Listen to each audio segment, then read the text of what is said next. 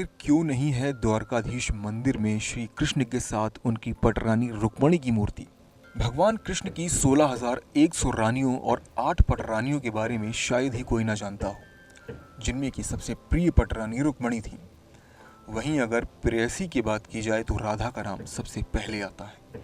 यहाँ तक कि द्वारकाधीश के मंदिर में रुक्मणी की कोई मूर्ति नहीं है, लेकिन इसकी वजह राधा नहीं, एक शाप था, जिसकी वजह से मंदिर में देवी रुक्मणी की जगह मां लक्ष्मी की मूर्ति है।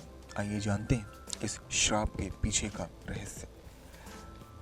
बता दें कि इस श्राप के पीछे ऋषि दुर्वासा थे। ऋषि दुर्वासा ने श्री कृष्ण और देवी रुक्मणी को शाप दिया था, जिसकी वजह से न सिर्फ द्वारकाधीश के मंदिर में देवी रुक्मणी की मूर्ति है, बल्कि इस शाप के कारण से उन्हें 12 साल तक अलग रहना पड़ा था। इस वजह से आज भी द्वारकाधीश के मंदिर से 2 किलोमीटर की दूरी पर रुक्मणी जी का मंदिर एक अलग हिस्से में बना हुआ है। 12वीं सदी में बने देवी रुक्मणी के इस मंदिर में आने वाले सभी भक्तों को यह कथा सुनाई जाती है, जिस भूल की वजह से श्री कृष्ण और देवी रुक्मणी को अलग रहना पड़ा था। कथा के अनुसार यदुवंशी दुर्वासा ऋषि को अपना कुलगुरु मानते थे। पौराणिक कथा कहती है, भगवान कृष्ण और देवी रुक्मणी शादी के बाद दुर्वासा ऋषि के आश्रम पधारे। उन्होंने दुर्वासा ऋषि से महल जाकर भोजन और आशीर्वाद देने के लिए आमंत्रित किया, जिसे ऋषिवर ने स्वीकार कर लिया, लेकिन साथ में एक शर्त रख दी। दुर्वासा ऋषि ने कहा कि आप जिस रथ से आए हैं मैं उस रथ में नहीं जाऊंगा, मेरे लिए अलग रथ का इंतजाम किया जाए।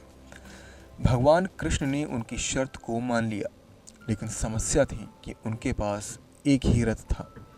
ऐसे में भगवान ने रथ के दोनों घोड़ों को निकाल दिया और उनकी जगह स्वयं श्री कृष्ण और देवी रुक्मणी रथ में जुट गए। रथ खींचते खींचते देवी रुक्मणी को प्यास लग गई।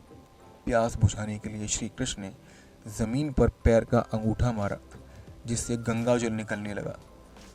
दोनों युगल ने प्यास बुझा ली, लेकिन दुर्वासा ऋषि से जल की पेशकश नहीं की, जिससे दुर्वासा ऋषि को क्रोध आ गया।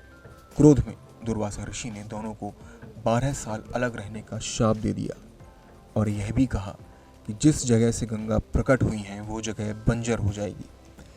शाप से मुक्ति पाने के लिए रुक्मणी ने भगवान शिव की तपस्या की, जिसके बाद उन्हें शाप से मुक्ति मिली। इस शाप की वजह से आज यहाँ जल का दान दिया जाता है। साथ ही जलदान से पितरों को मुक्ति भी मिलती है। नेक्स्ट 9 न्यूज़ से अभिषेक चौहान की रिपोर्ट।